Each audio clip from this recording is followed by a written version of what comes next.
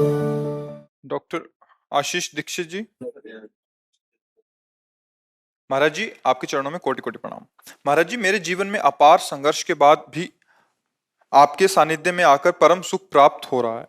मैं जब से अपनी क्लिनिक के टेबल पर जाता हूं, वहां आपकी तस्वीर रखी है, मुझे बहुत आत्मबल मिल रहा है।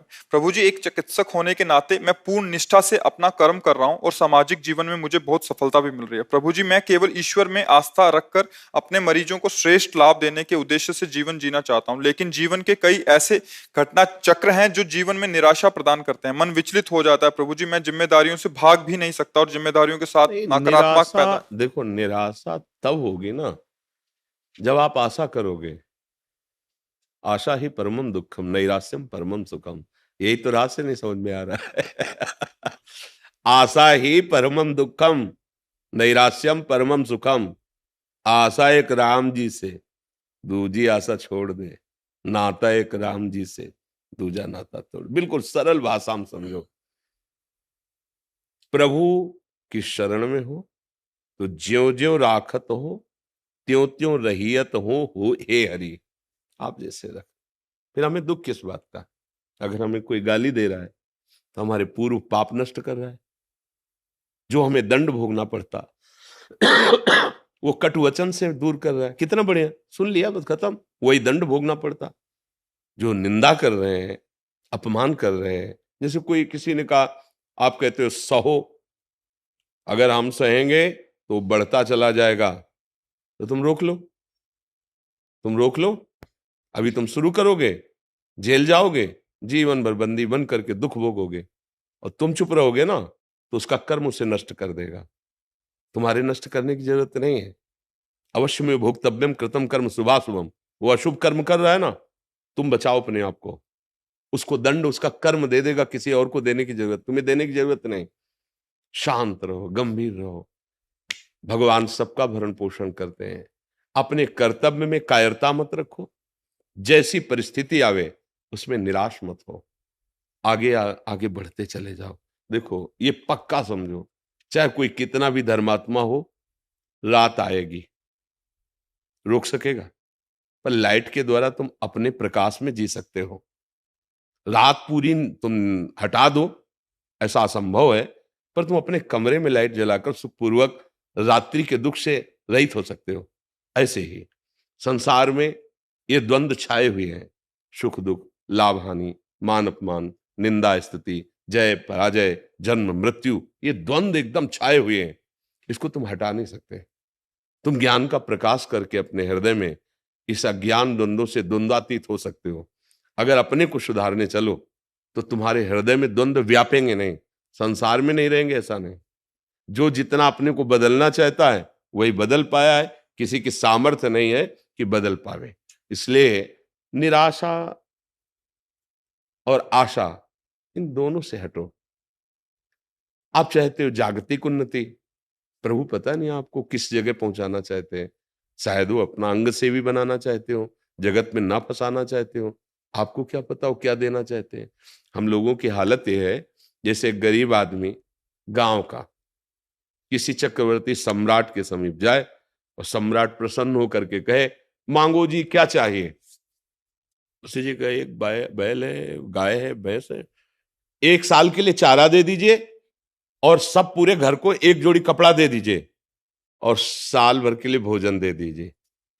वो समझेगा बहुत कुछ मांग लिया, हिम्मत नहीं ना उसकी। अब अगर वो राजा के ऊपर छोड़ दे कि हम क्या मांगे साहब, आप जैसा, वो दे देगा पूरे जीवन के लिए, ले दे देगा। हमारी भूल होती है। एक बार राष्ट्रपति, उदाहरण है, एक राष्ट्रपति भारत का, एक बार स्वतंत्रता दिवस था तो तिहाड़ जेल में गए। सब कैदियों को बुलाया, बोले आज के दिन हमारा भारत स्वतंत्र हुआ था, इसलिए आज जो मांगेगा वो हम सब कुछ देंगे। कैदियों से खुले दिल से मांगो। बोले साहब हफ्ते में 2 साबुन दिए जाएं। ठीक है, लिख लो। साहब सर्दियों में जो कंबल दिया जाता है बहुत हल्का होता है, अच्छा होना चाहिए। अब जिस कोठरी में रहते हैं उसे पुतवा दिया जाए। सब ने सब मांगा।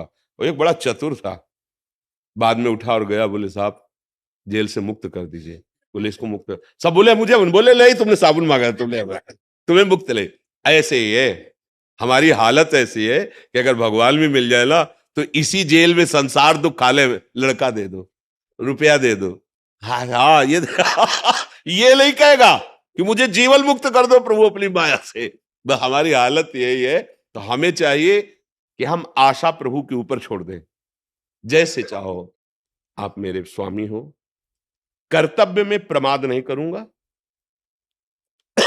धर्म विरुद्ध आचरण नहीं करूंगा, और जैसे रखोगे मुस्कुरा के रहूंगा। कई बार हम ये हजारों बार सुना चुके होंगे। एक बार हम गंगा के भ्रमण करते तो लोग वो टेप रखते हैं ना, टेप से गाना हो रहा था। तो कान है, दो पंक्तियां हमारे जीवन में बहुत बड़ा संबल बनी। जैसे वेद के सूत्र याद किए जाते हैं ना, ऐसे हमने याद है। हर गम तुम्हारा सहेंगे खुशी से, कभी भी न सिकवा करेंगे किसी। बस इतना याद है हमें, और इसको हमने जीवन भर याद रखा है। जहां कोई ऐसी परिस्थिति आती, कोई अपमान, कोई प्रतिकूल, नहीं, मेरे प्रभु का दिया हुआ हर विधान उसको खुशी से सहना है, मुस्कुरा के निकलना है, आंसू नहीं, घबराना नहीं। नहीं नहीं, हमने प्रभु से प्यार किया है तो प्यारे का ही साम्राज्य है, और उसका हर विधान हमारे लिए सर आंखों पे है। हमको उसका विरोध नहीं करना, उसको सहना है। वो देखना चाहता है इस परिस्थिति में तुम कैसे मुस्कुराओगे, तो हमें सहना है। बिल्कुल ऐसे कमजोर मत बनो कि कोई कुछ कह दे तुम रो दो, थोड़ी सी हानि हो गई तुम रो दो। नहीं, तुम ऐसे मालिक के जो भ्रकुटी विलास सृष्टि लय हुई, इतने में इसे निमेष कहते हैं। निमेष में अनंत ब्रह्मांडों का सृजन कर देता है। वो जब चाहेगा तो निहाल कर देगा। जैसे वो चाहे हमें वैसे रहना है। अब तो क्या दुख होगा, क्या दुख होगा, मतलब समझ हमारी थोड़ी ठीक हो जाए तो हम निराश क्यों हो कि ऐसी परिस्थिति है। अरे परिस्थिति बदलने में देर लगती है क्या? आज खाने को नहीं, कल भंडारा शुरू हो जाएगा। उसको उसका खेल ऐसा ऐसा ही है, ऐसा ही है। ऐसी परिस्थिति थी कि भिक्षा मांगने जाए तो अब शरीर रोग से ग्रसित, मांगने जा नहीं सकते, कोई पानी देने वाला नहीं, 1 रुपया नहीं, क्योंकि संसार से किसी से मिलना जुलना नहीं था। फल फूले तो सब बात जाने दो। मिश्री है ना वृंदावन की, तो एक ब्रजवासी देते थे 250 ग्राम मिश्री 15 दिन में। तो इतना टुकड़ा अपनी श्री जी को, जो आज फूल बंगला में बैठे भोग लग रहे हैं, इतनी मिश्री का टुकड़ा 24 घंटे में। पर वो आंसुओं से लगता था कि श्री जी मुझ अकिंचन के पास, अब आप इसी से तृप्त हो जाइए, इसी को मान लीजिए 56 भोग है। शाम के फूल मांगते थे बिहारी जी के सामने, जो डलिया लगती हैं, 4 5 10 फूल मिल जाते थे, उनकी सैया लगा के श्री जी को, श्री जी सहन करो। आज फूल बंगला बन रहा है। उनकी मौज है, कभी फुटपाथ पे तो कभी महलों पे है, कभी कोई पूछने वाला नहीं था। आज करोड़ों नेत्रों से केवल प्यार ही प्यार मिल रहा है। हम देखते हैं कि लोग प्रायः संतों के पास जाते हैं, मुझे ये दे दो, और हमारे पास आते हैं, तुम्हारी आयु बढ़े, तुम सुखी रहो, तुम स्वस्थ रहो। बोलो उल्टा, देखो देखो ना, कौन कर रहा है ये, कौन कह रहा है? ये हमारे प्रभु इन रूपों में आकर, हम यही आश्चर्य मानते हैं। संतों के पास जाते ला, महाराज मेरे कैंसर हो गया, ठीक हो जाए महाराज। ये हमारे यहाँ ऐसे आते हैं, महाराज आप ठीक हो जाओ आपकी आयु बढ़े, आप सुखी रहे, आपको मेरी आयु लग जाए। मेरा ये कहा, ये कौन बोलता है? प्रभु बोल रहे हैं। इतने मुखों से प्रभु बोल रहे हैं, इतने नेत्रों से। जो वेद कहता है ना, सास शीर्षा पुरुखा हा शास्त्राक्ष, वो मुझे दिखाई दे रहा है। मेरा प्रभु इतने रूपों में देख रहा है मुझे, मेरा प्रभु इतने रूपों में प्यार दे रहा है, आशीर्वाद दे रहा है। सच्ची मानिए, एकमात्र भगवान का आश्रय ले लीजिए। जिस दिन आश्रय पक्का हो गया, पक्का का मतलब जैसे गाय बांधता है ना खूंटे पे किसान, तो ठोकता है और फिर हिला के वही देखता है कि अगर हमसे हिला तो अभी और पिटेगा, फिर और ठोकता है उसे, और जब देखा कि नहीं हिल रहा तब गाय बांध। ऐसे ही कुछ है शरणागति में, अगर हम हिल रहे हैं तो भी पिटाई बाकी है, अभी ठुकाई होगी। पक्के शरणागत जहां हो गए फिर निहाल, ये अनंत ब्रह्मांड साम्राज्य आपका। क्योंकि आपने स्वामी को सर्वस्व अर्पित कर दिया, तो स्वामी ऐसे उदार के अपना सर्वस्व अर्पित कर दिए। इसलिए सावधान, हम निराश तो होना, निराश ना, आएंगी परिस्थिति। ऐसा नहीं कि आपके ऊपर आएंगे, ऐसा नहीं है। कोई ऐसा बताओ विश्व में, जैसे कि मैं संकटों से लड़ रहा हूं, कोई ऐसा विश्व में एक बता दो, अरे जिनके यहां भगवान अवतरित हो रहे, स्वयं सच्चिदानंद वपु श्री कृष्ण, हथकड़ी और बेड़ियां पड़ी हुई, कंस के कारागार में, राक्षसी स्वभाव वाले सैनिकों से सुरक्षित कारागार, गर्भावस्था है लेकिन हथकड़ी और बेड़ियां, और गर्भ में कौन पधारे हैं? अखिल कोटि ब्रह्मांडों के स्वामी भगवान है, जिनके भगवान पुत्र राम रूप में अवतरित हुए। उन माता को वैधव्य, पिता का परलोक गमन, 14 वर्ष अयोध्या वासियों के आंसुओं की झड़ी विराग्नि में जलते रहे। भाई देखो भगवान अवतरित हुए, देखो ना, नंगे पैर वनवास प्रभु का, सीता जी का हरण, रावण से। आप देखो ना जीवन, तुम्हारा संघर्ष क्या है? अपने लोग कह देते हैं ना कि भाई हमारा बहुत संघर्ष। आपका क्या संघर्षमय जीवन है? आप घर में तो रह रहे हो, प्रभु को घर में भी रहने नहीं दिया। 14 वर्ष का वनवास सरकार को, प्रिया श्री आजू के साथ, जहां फूल न चुभ जाए ऐसे चरणारविंद, वहां कंकड़ और पथरीली भूमियों में, जंगल में जहां काटे, वहां प्रभु विचरण कर रहे हैं। इसलिए धैर्य धारण कर, हम प्रभु के बच्चे हैं, हमें कभी घबराना नहीं और धर्म त्याग नहीं करना। धर्म से चलो, नाम जप करो, आप देख लोगे। हम ये नहीं कहते कि तुम्हारा पति बन जाओगे, हम ये कहते हैं कि तुम ऐसे धनी हो जाओगे कि चाह नहीं रह जाएगी। सबसे बड़ा धनी कौन? जिसकी चाह ही नहीं है। नहीं तो कोई 1 लाख की मांग करता, कोई 1 करोड़ की मांग करता, कोई 1 अरब की मांग करता, तो सबसे बड़ा भिखारी कौन हुआ? 1 अरब वाला हुआ ना। वो कहते हैं 1 रुपया वाला, जो 1 रुपया मांग रहा है ना, बोले बड़े भिखारी है। नहीं नहीं, भिखारी वो तो छोटे हैं, आप बड़े भिखारी हो।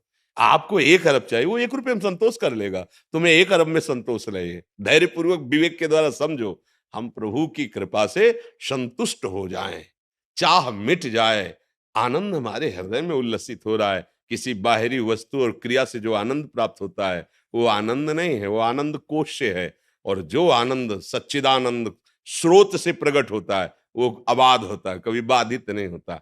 ज्ञान मार्ग में है जो जो आनंद कोश का बात कर दे, वो आनंद सिंधु स्वरूप की तरफ बढ़ता है। अभी तो हम जरा सा कुछ सात्विक भाव आया तो उसका आनंद, कभी विषय आनंद। तो धैर्य पूर्वक चले, निराश न।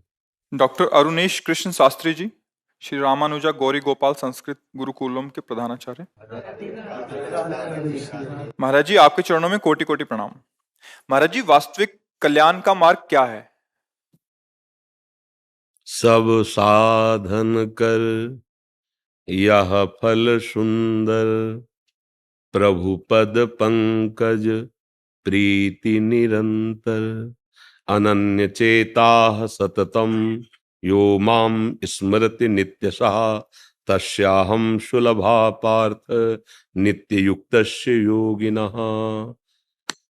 संयम नियम फूल फल ज्ञाना, हरिपद रति रस वेद बखाना। गोस्वामी जी कह, समस्त साधनों का, मनुष्य जीवन का एक फल है कि ये ज्ञान हो जाए, देह भाव रहित, मन और इंद्रियों की विलासता से रहित, द्वंद्वातीत हमारा स्वरूप है। इस ज्ञान का रस है कि सब स्वरूपों का जो परम प्रकाशक है, सबकर परम प्रकाशक, जो जिसे परमात्मा कहा गया है, आत्मस्वरूप जो परमात्मा स्वरूप है, उसमें प्रेम हो जाए, जिसे ज्ञानी जन आत्मरति कहते हैं, भक्तजन कृष्ण रति कहते हैं। प्रेम ही समस्त साधनों का फल है और उसका सहज साधन है अखंड स्मृति। यस्य स्मरण मात्रेण जन्म संसार बंधना विमुच्यते, नमस्तस्मै विष्णुवे। अब इस स्मरण को जागृत करना बड़ा कठिन है। बातें तो कर लेना बहुत सरल है, क्योंकि मना कष्टानि इंद्रियाणि प्रकृति स्थानि कर्षति, एक दिन से नहीं, अनादिकाल से इनका प्रवाह विषयों की तरफ ही है। अब अहो भाग्य, धन्य भाग जो गुरु कृपा पात्र बन करके इनके प्रवाह को मोड़ दे। जो भगवत विमुख है उसे भगवत सन्मुख कर दे। यही मोड़ना ही साधना है। शब्द स्पर्श रूप रस गंध, इन 5 तन्मात्राओं में ये इंद्रियां सदैव भोग सुख मन के साथ खोजती रहती है। कभी आज तक इनको तृप्ति नहीं हुई, ना होगी, क्योंकि है ही नहीं। जो सुख है वो स्वरूप में है, जो हमारा स्वरूप है, आत्म स्वरूप। अगर ज्ञान मार्ग से न समझे तो भक्ति मार्ग से, जो हमारा अंशी है प्रभु, बिल्कुल सहज सरल है। देखो, जिसे कहते हैं हम कैसे माने कि भगवान है, हम भगवान के हैं, कैसे माने, क्या प्रमाण है आपके पास? अध्यात्म कोई प्रमाण की वस्तु है क्या? वो अनुभव की वस्तु है, अनुभूत विषय।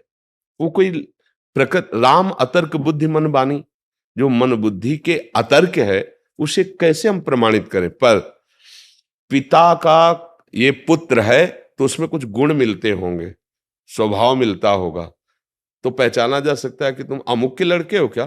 बोले कैसे पहचाना? बोले कुछ स्वभाव मिलता है। तो जैसे हमारे अंशी जो है प्रभु, वो अविनाशी हैं, तो हमारे अंदर एक चाहत है कि मैं मरूं नहीं कभी, है ना? सबके अंदर है ना, मैं मरूं नहीं, इसका मतलब मैं प्रभु का अंश हूं। दूसरी बात, हमारे प्रभु आनंद राशि है, हमारे अंदर ये चाहत है कि मुझे कभी दुख न मिले, सदैव आनंद ही आनंद है ना, चाहत सबके अंदर। तो हम है ना प्रभु के अंश।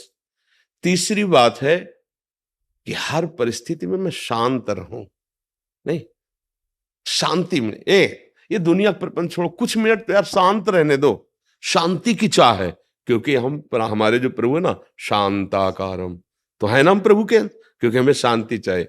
चौथी बात, हम सबसे बड़े बनना चाहते हैं, नहीं बनना चाहते। विद्वान तो सबसे बड़े विद्वान, पहलवान तो सबसे बड़े पहलवान, और चोर तो सबसे बड़े चोर, हिंसक तो सबसे बड़े हिंसक, मतलब जो जहां है वो सबसे बड़ा बनना चाहता है। क्यों? क्योंकि सबसे बड़ा जो है उसका वो बच्चा है प्रभु का, अजय अविनाशी अद्वितीय, उसी का वो अंश है, इसलिए उसके अंदर आता है मैं सब पर विजय पाऊं, जिस डिपार्टमेंट में हूं जाऊं, सबसे बड़ा बन जाऊं। ये कुछ लक्षण ऐसे बताते हैं कि तुम प्रभु के अंश हो।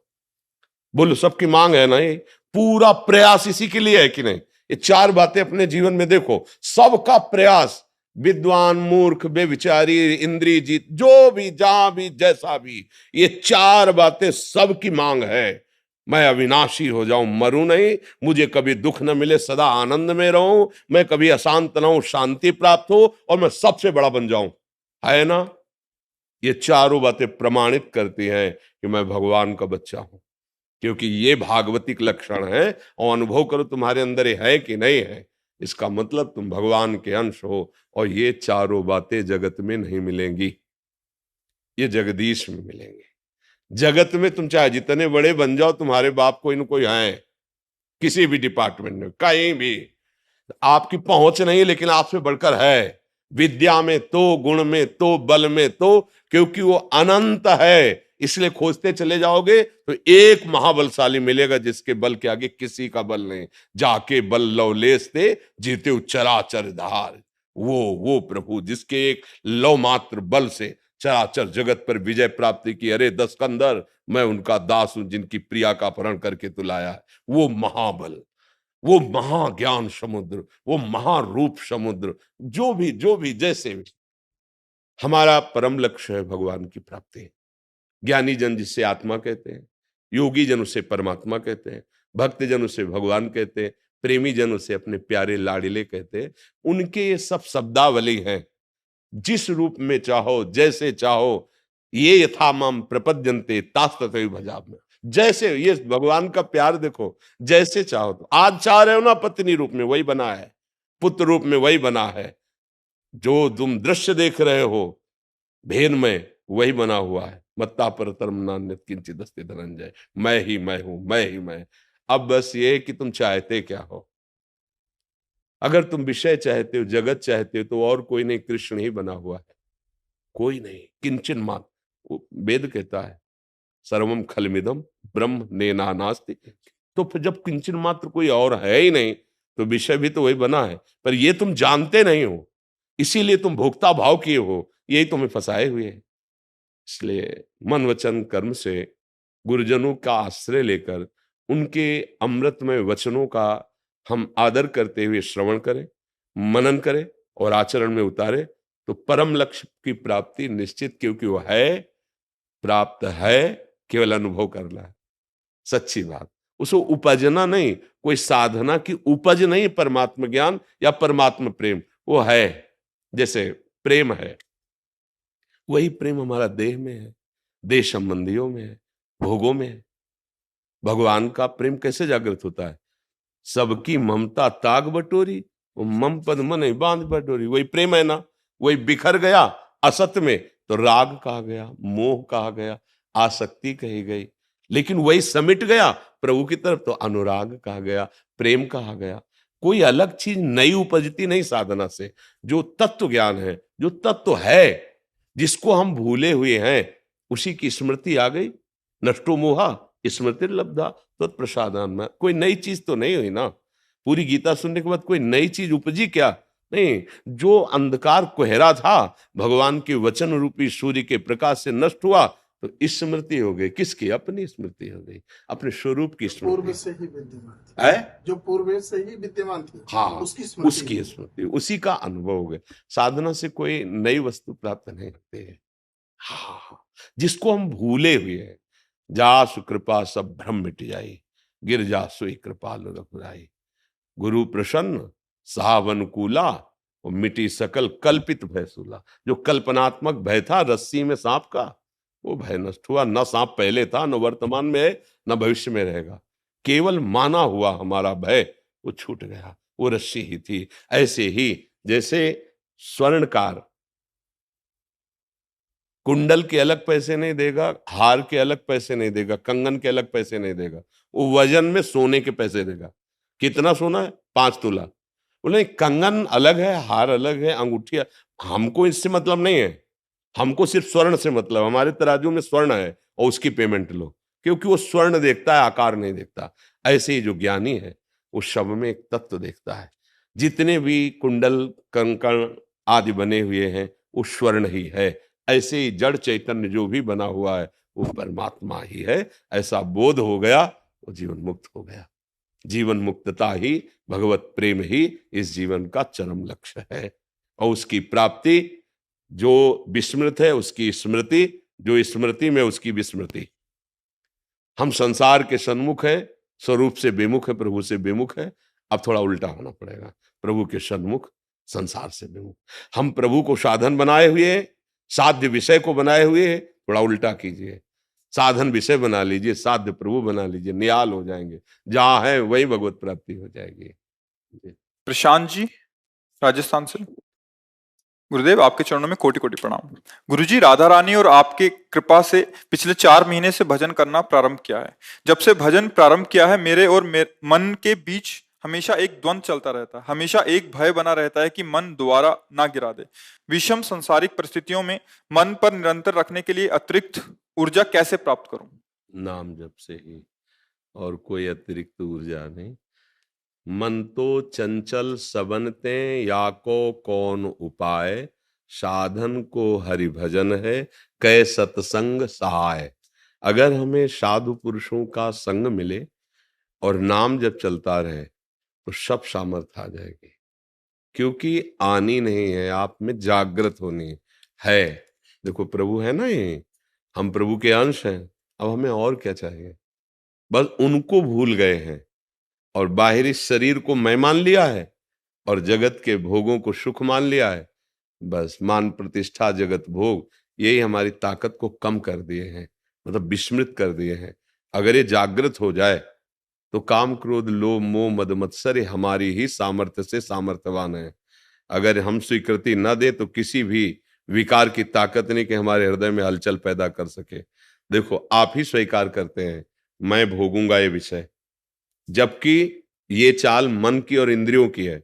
आप भूल से उसे मैं मान लिए, अब आपको हारना होगा, अब आपको परास्त होना होगा, क्योंकि आपकी स्वीकृति होगी मैं भोगूंगा। अगर आप ये ध्यान रखें कि ये इंद्रिय और मन का विषय है, मेरा नहीं, और धर्म विरुद्ध मैं इन्हें भोगने नहीं दूंगा, क्योंकि मेरा शासन है इनके ऊपर और हमारे ऊपर शासन मेरे गुरु का, गुरुवाणी का, भगवत शास्त्रों का है, इसलिए ऐसा नहीं होगा। एक बार लड़के देखो, नहीं नहीं नहीं नहीं, बहुत जलन पैदा करेगा वो मन व्यथित, नहीं, फिर नहीं गिर पाओगे। पर ये तभी हो सकता है जब नाम बल प्रकाशित हो और गुरुजनों के चरणों का आश्रय हो। अगर नाम भी जप रहे हो, अहंकार भी कर रहे हैं, तो भी नहीं कर पाएंगे। इसीलिए सदगुरु चरण आश्रय लिया जाता है संत महात्माओं का, कि आपके वचन से, आपकी कृपा से, क्योंकि ये जो अहंकार है ये वहीं गलित होता है। तिनकी संगति रहत जाति कुल मद सब नंशय। जब तक हमारे हृदय में कोई भी अहंकार रहेगा तब तक हम विकारों को दबा नहीं पाएंगे। अहंकार के महल में ही सारे विकार सुरक्षित रहते हैं, इसीलिए हमारा प्रहार हो नहीं पाता और हम पर प्रहार कर देते हैं। जब अहंकार ये नष्ट हो तब इनके रहने का ठिकाना खत्म, अब ये नष्ट हो जाएंगे, जड़ से नष्ट हो जाएंगे। और ये अहंकार गुरुदेव की कृपा से नष्ट होता है, उनकी करुणा दृष्टि से वो अहंकार को नष्ट कर देते, चूर चूर कर देते हैं। सच्ची मानिए, बड़ी बड़ी साधना करने पर भी अहंकार पुष्ट होता रहता है। विद्या रूप महत्व कुल धन यौवन अभिमान सठ कंटक देखे जहां लाहे न भक्त निदान, लाहे न भक्त निदान स्वांग सब नगर नार के विषयन हाथ बिकाए नहीं रिझवन भर। ये बड़े महापुरुष के वचन है कि अगर कोई भी अहंकार है, विद्या का, रूप का, गुण का, महत्व का, जाति का, कोई भी अहंकार है, तो भक्ति महारानी आपके हृदय में नहीं रहेंगी, स्वांग रहेगा भक्ति का। और वो स्वांग विषयी पुरुषों, धर्मी पुरुषों को रिझाने के लिए होगा, ना कि श्री हरि को। भरतार माने होता है हरि। जैसे वैश्या श्रृंगार करती विषयी पुरुषों को आकर्षित करने के लिए, ऐसे भक्ति का स्वांग होगा तुम्हारा धन मान प्रतिष्ठा के लिए, ना कि हरि के रिझाने के लिए। विषयीन हाथ बिकाए नहीं रिझवन भतार के। भरतार कहते हैं प्रीतम पति हरि को।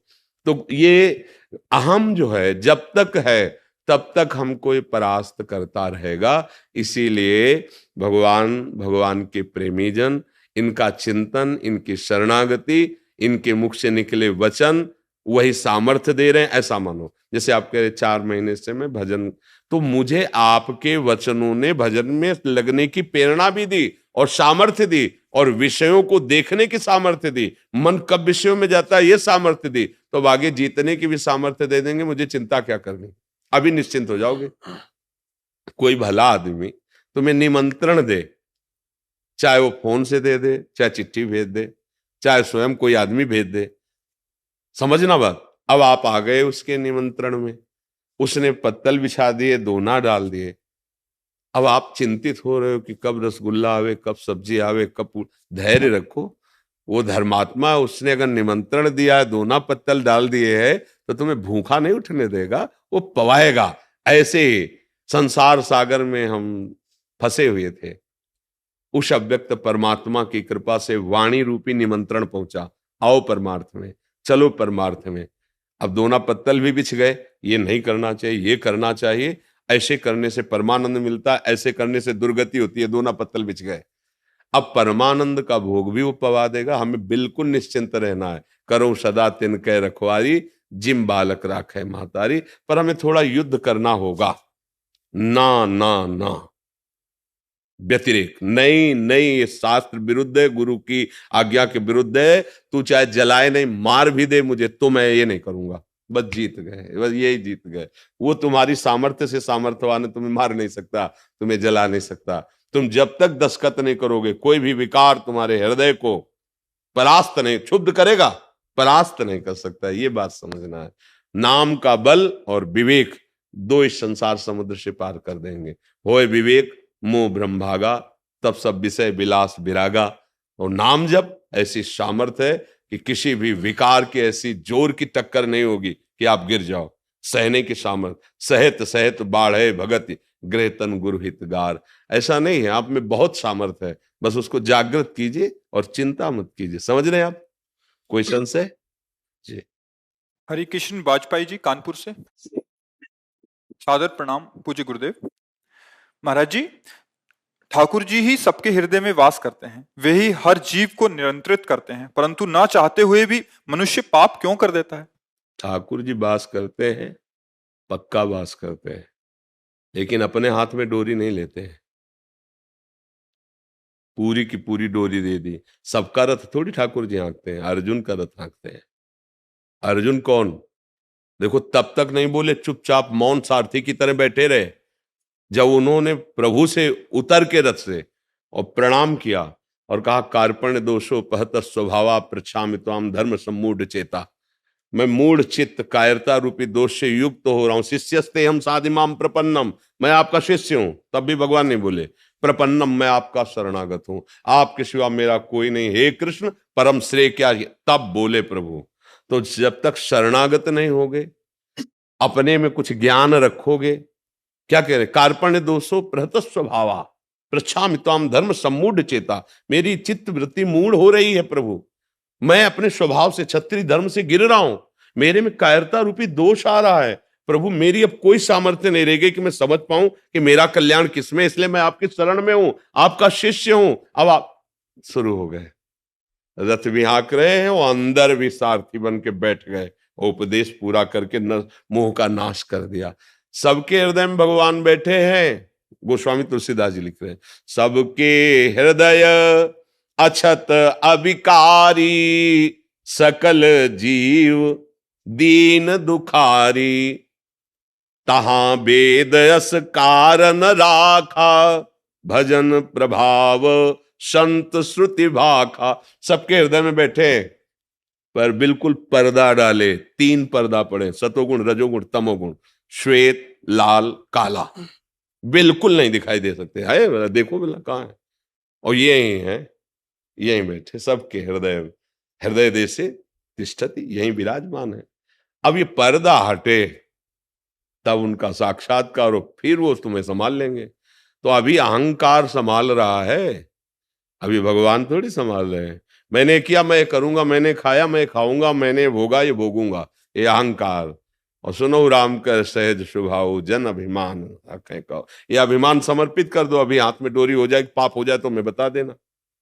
अहंकार के कारण इंद्रिया और मन भोगों में लग रहे हैं। सारी खेल तो इसी का है। भगवान तो बैठे हैं लेकिन चुप बैठे हैं। और अभी आर्त भाव से शरण होकर नाम जप करो, अभी संभाल लेंगे। वो कहते हैं करो सदा तिनकै, सबकै नहीं कहा, करो सदा तिनकै रखवारी, जिम बालक राखे मातारी। किनके? जो मेरे मन वचन कर्म से शरणागत हो चुके हैं। नहीं तो छूट दे दिए, मेरा ही ये खेल है, तू खेल जो चाहे खेल, जैसा खेलेगा वैसा तुझे। मिर्च खाएगा तो कड़वी मुंह जल जाएगा तेरा, शहद चाटेगा तो मीठा रहेगा। पसंद कर क्या खाना चाहता है। तो हमने पाप पसंद किया, दुराचार पसंद किया, उसने छूट दे दी, तो उसके लिए फिर नरक है, दुर्गति है, बड़े बड़े रोग हैं, बड़े बड़े जेल बंधन क्लेश अशांति, वही भोग रहे हैं। वो तो छूट दे दी आपकी। और अगर आप प्रार्थना करो मुझे छूट नहीं चाहिए, मैं आपके अधीन हूं, मुझे क्या करना चाहिए, तो तस्मात् शास्त्रम प्रमाणम थे, आओ शास्त्र प्रमाण में, भगवान के अनुकूल चलो। श्री कृष्ण अनुकूल तो परम पद है, महासुख है, शांति है, निर्वाण मोक्ष पद, जो चाहो प्राप्त हो। दोनों प्रभु के मार्ग हैं, दोनों प्रभु के तुम चलने वाली सामर्थ्य दे दी तुम्हें। अब क्या, एक आदमी जाता है 100 रुपया मिला, शराब पीता है, गंदा आचरण करता है। एक आदमी जाता है भोजन खरीद के भूखों को बांट देता है, या किसी बीमार की सेवा में लगा देता है। अब पिता ने दोनों को 100 रुपए दिए थे, लौट के पूछा तुमने कहां खर्चा किया, अब अगला पैसा उसको मिलेगा। वो पुत्र है पर उसको नहीं देंगे, गलत जगह प्रयोग किया तुम, हाँ ये लो, अब 1000 लो, अगर 1000 सही जगह प्रयोग कर 1 लाख लो, मेरा मालिक लक्ष्मीपति है, बढ़ाता चला जाता है। हम लोग उनकी सामर्थ्य का, उनके द्वारा दिए हुए बुद्धि का, उनके द्वारा दिए हुए सुविधा का दुरुपयोग कर रहे हैं, इसीलिए हटाता चला जा रहा है। पुत्र हो लेकिन तुम बड़े उपद्रवी हो, तुम दंड के अधिकारी हो, दंड भोगो। अगर आपको कहीं लगता है कि मैं निर्णय नहीं कर पाऊंगा क्या सही क्या गलत, तो फिर जो सभी तावा शरणाई रखियो ताय प्राण, अगर भयभीत होकर मेरी शरण में आ गया तो मैं उसे प्राण के समान रखूंगा। भगवान के वचन है। देखो निर्वाह कर रहे हैं अपने जितने संत महात्मा, भगवत मार्ग कैसे निर्वाह कर रहे हैं। भरोसे पे रहो, श्रद्धा विश्वास दृढ़ रखो, तो वो प्रभु तुम्हारी गाड़ी के ड्राइवर बन जाएंगे, सारथी बन जाएंगे। और अहंकार करोगे तो फिर नहीं बनेंगे। वो आए अंदर ही बैठे देख रहे हैं, जो तुम कर रहे हो तुम्हारे साक्षी हैं, उनको वो तुम्हें भोगना पड़ेगा। अवश्य में भोक्तव्यम कृतम कर्म शुभाशुभम। शरण में हो गए, मिटा दिया शुभ अशुभ और परमानंद की प्राप्ति करा दी। शरण निरापद पद रमित, सकल अशुभ शुभ नंश, शुभ और अशुभ दोनों का विनाश कर दिया और परमानंद प्रदान कर रहे हैं। कभी आप भगवान का भजन करके भगवान के आश्रित होकर देखिए, तुम दूसरों को उपदेश करने लगो, भूल के भी पाप मत करना। तुम्हारा हृदय कहने लगेगा, जलाने लगेगा हृदय पाप की बात सोचने में। थोड़ा भजन करके तो देखो। नहीं आप बोलो अभी 4 महीने से भजन की बात आपने कही और आपके अंदर प्रश्न आ गया ना कि हृदय मन जो है तापित करता है, विषयों की तरफ जाता है, कैसे उसको रोके, आ गई ना बात। और भजन बढ़ाओ, और जितना भजन बढ़ेगा, रोकने की बात नहीं, खुद शरणागत हो जाएगा, मन आपके अधीन हो जाए। भजन में बहुत बड़ा बल है। इसलिए भैया, जब तक हम भगवान का आश्रय नहीं लेते, तब तक भगवान की आड़ में अहंकार वासनाओं का खेल खिलाता रहता है। वो कहता उनकी सत्ता के बिना पत्ता नहीं हिलता। तो भैया, तो आप ये भी समझ लो कि उन्हीं की सत्ता में नर्क बना हुआ है, उन्हीं की सत्ता में बड़े बड़े रोग बने हुए, उन्हीं की सत्ता में बड़े बड़े कानून बने हुए। जब डंडा चलेगा ना, तो उन्हीं की सत्ता से पत्ता हिल रहा है, डंडा वाला। जब डंडा चल रहा है ना, तो उन्हीं के साथ अब राजी रहो ना। तब हे भगवान ऐसा क्यों कर दिया? क्योंकि तुमने जब किया तब भगवान की याद की थी क्या? तब तो अब चतुराई बहुत है, चतुराई बहुत है बुद्धि में, लेकिन पापाचरण करने की, पापाचरण से बचने के लिए ही है। यही तो बात है। अगर उनको समझाने की कोशिश करो तो बड़े चतुर बनते हैं। अपने दोषों को छुपाने की, अरे नहीं, दोष नष्ट करने के लिए बुद्धि होती है। विवेक धारण करके दोषों का त्याग करो। पर अपने लोग क्या करते हैं, चोरों को अपने अंदर घर में बड़े गुप्त स्थान से छुपाते। हम लोग इतने चतुर हैं कि अपने नाश करने वाले गंदे विचारों को बड़े छुपा के रखते हैं। अगर कहीं अच्छा विचार कोई हो गया, स्वप्न में भी कोई अच्छा काम हो गया, एक से कहना चाहते हैं कि अमुक दिन स्वप्न आया था और मैंने ऐसा ऐसा ऐसा। जागृत में अगर कहीं फूल माला किसी को चढ़ा दी है, तो दो चार संतों को अगर आपने कहीं दो चार पेड़े भी दे दिए हैं, तो आप यही कहेंगे वृंदावन गए तो संतों की भंडारा किया था, साधु से मतलब बढ़ा के। और जो अंदर गंदा नाश करने वाले उनको बिल्कुल छुपा के। तो बुद्धि कहां चतुर है? गंदे लोगों को अंदर रखोगे तो गंदगी ही बढ़ेगी। ये गंदे विचार गंदे लोग की तरह है, काम क्रोध लोभ मोह मद मत्सर। तू कामी पुरुष है। नहीं नहीं, मैं कामी कैसे हो सकता हूं? छुपा लिया ना। नहीं नहीं, हाँ प्रभु आपकी दृष्टि बहुत सही है। मैं जिसे आज तक मित्र समझ रहा था, दुश्मन की तरह मेरा नाश कर रहा था। प्रभु इसको कैसे मिटाऊं? अब बताओ, मेरे घर में आ गए हैं, कैसे मिटाऊं? ये है हृदय रूपी घर में काम क्रोध लोभ मोह मद मत्सर। ये इनका आतंक छाया, आज से नहीं, बहुत समय से। अब निकालना चाहोगे तो ऐसे निकल जाएंगे।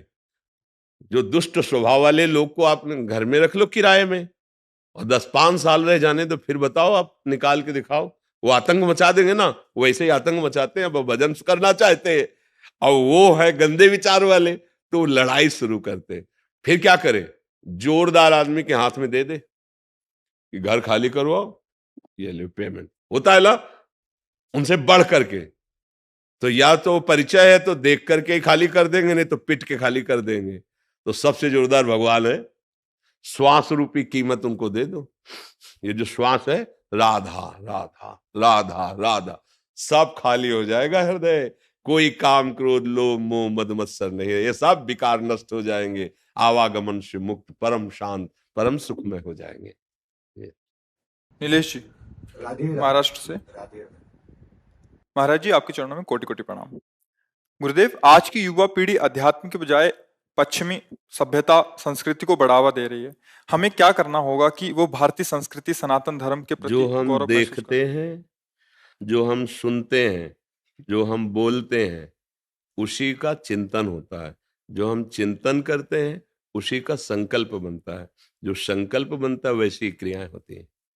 हमारा देखना सुनना बोलना सुधरना चाहिए। अगर देखना सुनना बोलना नहीं सुधरा, तो हमारा चिंतन जो होगा वो गलत होगा। और गलत चिंतन में हमारा आहार और विहार दोनों गलत हो जाएगा। आहार मांस मदिरा अंडा ये सब खाना पीना, अभक्ष्य पदार्थ। विहार परिस्त्री गमन करना, गंदे आचरण करना। ये कैसे हुआ? पहले देखा, सुना, बोला, चिंतन किया, संकल्प बना, क्रिया हुई। मूल से सुधार हो जाए। हम गंदी बातें देखें ना, गंदी बातें सुने ना, गंदी बातें बोले ना, तो हमारा चिंतन शास्त्र सम्मत होने लगे, तो संकल्प अच्छी क्रियाओं का बनेगा। अब गलत संकल्प बन रहा है, और कलयुग भगवान की कृपा से वैसे ही सहयोग मिलता चला जा रहा है। ये दोस्ती करना कोई निषेध नहीं है, लेकिन दोस्ती को व्यभिचार रूप दे देना, गंदा आचरण रूप दे देना, ये तो कहीं हमने आज तक नहीं पढ़ा कि एक दोस्त दूसरे के जीवन का नाश करे। हम कह रहे कि बच्चे बच्चियां परस्पर दोस्ती करें, कोई निषेध नहीं है, एक स्कूल में जब पढ़ते तो बच्चियां भी पढ़ती थी, बच्चे भाई बहन की तरह खेलते कूदते, स्कूल गए, पढ़ा लिखा, घर आ गए। आज का क्या चरित्र हो रहा है? देखना सुनना बोलना बिगड़ गया हमारा। हम बाहर का दृश्य देखने लगे, धर्म विरुद्ध आचरण। छोटे छोटे बच्चे, मन इंद्रियों पर काबू करने की बात तो बड़े बड़े साधकों में भी फिसलन होती है, वो तो जानते ही नहीं कि मन इंद्रियों को कैसे काबू किया जाता है। अब मोबाइल का जमाना है, जो चाहो सर्च करो, देखो, फिर वैसे ही वार्ता, फिर वैसे ही सुनना, उसके इतने बॉयफ्रेंड, उसके इतने गर्लफ्रेंड, और फिर वही चिंतन, वही आचरण। अब बदल गया जीवन, गंदा आहार, गंदा चिंतन। अब कभी सुधरने के चांस मुझे बिल्कुल नहीं दिखाई दे रहे। क्योंकि सुधरना तभी हो सकता है जब शास्त्र स्वाध्याय हो, सत्संग हो, अच्छे जनों का संग हो, हमारा चिंतन शास्त्र सम्मत, संत सम्मत हो, आचरण भागवतिक हो, व्यवहार में रहते हुए भी। अब उसे उपहास माना जाएगा अगर बड़ा भाई घर में प्रवेश करता था और छोटे भाई की बहू सेवा में होती थी ऐसे खास के, तो वो इतना किए हुए, उसका वस्त्र बिना, हमने सुना है माता वगैरह से कि देखो ये छोटे भाई की बहू है, कपड़ा भी नहीं छूना चाहिए, पाप लगता है। ऐसी शिक्षा जहां, वहां गर्लफ्रेंड बॉयफ्रेंड, वहां और एक चला है लिव इन रिलेशन। अब हम क्या इस पर बोले, क्या बोले? हम बोलने लायक नहीं रह गए, इस पर क्या बोले? जो हमारी धर्म की नींव है उसको तो नष्ट कर दिया गया। वर्ण संकरता बढ़ेगी, व्यभिचार बढ़ेगा, इंद्रियों का इस तरह से मनोरंजन। अब ब्याह होगा तो धैर्यवान हो पाएगा ना पुरुष ना स्त्री, तो व्यभिचार प्रवृत्ति, पूरा परिवार नष्ट हो गया। उनको लगता है कि हमारा परिवार सज जाएगा, हम वो प्रेम विवाह कर लेंगे, हम ये कर लेंगे, वो कुछ नहीं, परिणाम देखना, कुछ नहीं, परिणाम देखना। परिणाम शब्द है नाश, क्लेश, अशांति, दुख, हानि, इसके सिवा नहीं। धर्म का मान नहीं हो रहा, धर्म शास्त्रों का स्वाध्याय नहीं हो रहा। अगर संत वाणी सुने भी तो क्यों में है। अरे बच्चा जैसे टीचर की बात मान करके ही सवाल हल करना सीख जाता है, ऐसे वचनम करिष्ये तो में, आप जो बोल रहे हो मैं मानता हूं, और सिद्धांत के अनुसार शास्त्र सम्मत बात हम अगर स्वीकार करके चले तो वस्तु का अनुभव हो जाएगा। ये परमात्मा ज्ञान, ये परमात्मा वस्तु ऐसी थोड़ी है कि बर्फी है 100 ग्राम खरीदा, तुम्हें खवा दिया, तुम्हें अनुभव में आ गया। तो ये आचरण विहीनता, जो दृश्य हम देख रहे हैं, जो हम सुन रहे हैं, जो हम बोल रहे हैं, वही हमारा चिंतन बन रहा है। वही तो आज क्या देखा जा रहा है, क्या सुना जा रहा है, क्या बोला जा रहा है। ऐसे ही विपक्ष में भी मान लो जो स्त्री शरीर में, वो भी सब भाव को देख रहे हैं, वो भी वैसी मानसिकता, क्योंकि मन बुद्धि तो रचना सबकी, शरीरों का निर्माण अलग अलग भले है, लेकिन है तो तत्व वही ना। तो वैसे ही आसुरी प्रवृत्ति बढ़ती चली जा रही। तो भाई इस पर तो तभी सुधार हो सकता है। काफी ऐसे नवयुवक भाई हैं जो सुधरना चाह रहे हैं और सुधर रहे हैं। अगर वो संत वाणी सुने, शास्त्रों का स्वाध्याय करें, थोड़ा संयम नियम से चले, तो सुधार हो सकता है, अन्यथा नहीं हो सकता, नहीं हो पाएगा। अब आज शराब तो एक ऐसे घर घर चल पड़ी है। हमारे समय में गांव में अगर कोई एक शराब पीता था तो 50 लोग उसकी निंदा है, शराब पीता है। अब घर घर में पिता पुत्र गिलास लड़ा के पी रहे, तो रोके कौन? अच्छा, शराब का मतलब है बुद्धि को मलिन कर देना, बुद्धि का मलिन हो जाना। सब कोई जानता है, ऐसा नहीं कि ना जानता हो। आप ठीक से ड्राइविंग नहीं कर सकते, आप घर में ठीक से व्यवहार नहीं कर सकते, आप ठीक निर्णय नहीं कर सकते, आपकी बुद्धि ऐसी हो जाती है। हमने तो मार्ग में देखा है, तो कई बार उदाहरण होता है कि एक नाली थी परिक्रमा मार्ग, तो वो बार बार ऐसे सोच रहा था, तो खड़े होकर लगा कि मतलब कोई जीव जंतु रखे, सांप वगैरह। तो फिर वो देखा, बार बार टांग ऐसे उठाता, छोटी सी नाली, और उसे लांघने की कोशिश करता, नहीं, उसी में गिर गया। तब पता चला शराब पी है, इसलिए ऐसी हालत है। तो क्या वो आपको सुख पहुंचाएगी? और इसके बाद जो हमारा निर्णय बुद्धि का मलिन निर्णय होता है, ये बड़े बड़े हिंसा, बड़े बड़े बेविचार, ये सब ये तभी रुक सकते जब धर्म से चला जाए। और आज धर्म का नाश करने वाली बातें हैं, धर्म पे चलने वाली बातें नहीं। नहीं, अगर हम अपना संभलें तो हम दूसरे को क्या संभाल सकते हैं? तो ये संभलना तभी हो सकता है जब हमें पता चले गलती को गलती माने, तब। हम गलती को गलती नहीं मान रहे ना, गलती को मनोरंजन मान रहे हैं। आज के बच्चे कहते हैं हम स्वतंत्र हैं, बच्चे बच्चियां हम जो चाहेंगे करेंगे, तो मम्मी पापा हो बस ठीक है, इतना ठीक है, अब हम अपनी जिंदगी देख लेंगे। और फिर जब जिंदगी ऐसे गर्त में फंसती है जहां फोन से भी नहीं कह सकते, ऐसे गर्त में फंसती है कि बस उनको भी एक ही रास्ता, बिना दूसरा कोई रास्ता नहीं रहता। इसलिए बहुत प्रार्थना है, मतलब आप नवयुवक हैं, ऐसी हमारी समाज सुरक्षा के लिए प्रश्न करते हैं, धन्यवाद है। पर हम खुद अब सुधरें और 4 जनों को सुधारने की भावना रखें। जब तक स्वयं नहीं सुधरा जाएगा तब तक बात नहीं। बकाया इस जगह हम दुखी हो जाते हैं, क्योंकि हमारी बात कितनी सुनोगे तुम, लेकिन मोबाइल जेब में है, उसकी बात तुम ज्यादा सुनोगे। और उसमें जो कुछ सर्च करो अभी देख लो, एक क्षण में देख लो। सोचो, जिन दृश्यों के देखने से वो राक्षसी भाव बढ़ जाता है, उन्हीं को बच्चे ज्यादा पसंद करेंगे। संत या भगवंत की चर्चा ये थोड़ी ज्यादा पसंद करे, ये तो सात्विक बुद्धि वाला पसंद करेगा। अब उनको सुनाओ, हाँ, अगर उनको बताओ कि भाई ये सत्संग आप सुनो जब आपके विकार आवे, तो वो सत्संग नहीं, वो विकार बढ़ाने वाली बात देखेंगे। तो वो तन्मयता होती, फिर जो हम सुनते हैं ना वही हमें करने की इच्छा होती है। तो फिर भ्रष्ट आचरण अब कैसे करें जब तक भगवान नाम नहीं, भगवद आश्रय नहीं, अच्छा भोजन नहीं, कैसे हो सकता है।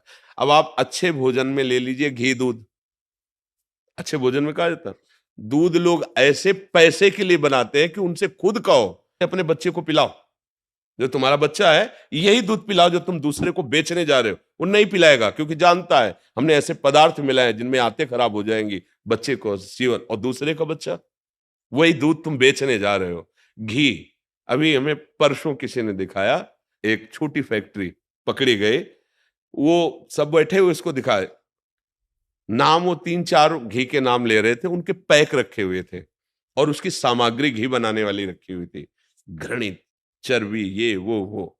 तो उससे पूछते थे कितने में बेचते हो, तो कहता 400 रुपया किलो। बनता कितने में, बोले 25 रुपया किलो। 25 रुपया किलो की लागत से घी बना के 400 रुपया किलो दुकान में दे रहा, वो 600 को बेच रहा। लेकिन कितने के धर्म भ्रष्ट होंगे, कितने के रोग शरीर में बढ़ेंगे, वो नहीं सोच रहा है। जिसकी बुद्धि में धन की प्रधानता हो गई है, भोग की प्रधानता हो गई, वो राक्षस हो जाता है, वो नहीं समझ पाता। अरे छोटे छोटे बच्चे दूध पिएंगे, मान लो कोई एक सहज आदमी है जिसके पास बहुत पैसा नहीं, तो आधा किलो 1 किलो की पैकेट ही तो लेगा घी की, कि रोटी में चुपर लेंगे। क्या चुपर के खा रहा है, वो जहर खा रहा है अपवित्र, जिसके लिए विधर्मियों ने तलवार की नोक पर कि इसे ग्रहण करो तो गर्दन कटवा ली, लेकिन जवान पे नहीं रखा, वो पैसा लेके खरीद के खा रहे हैं।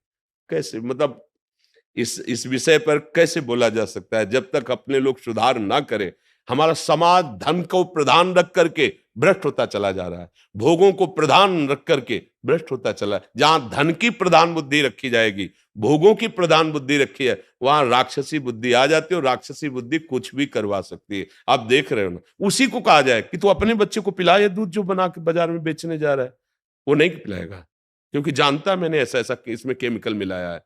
फिर दूसरों के बच्चों की हालत क्या होगी। उसी को खवाओ घी जो बना रहा है, वो नहीं खा, वो नहीं खाता, वो तो केवल बेचता है पैसे के लिए। ये सब बड़ा विचित्र है। भगवान कृपा करे, सबकी बुद्धि शुद्ध हो, नाम जप करे, तभी समझ में आएगा।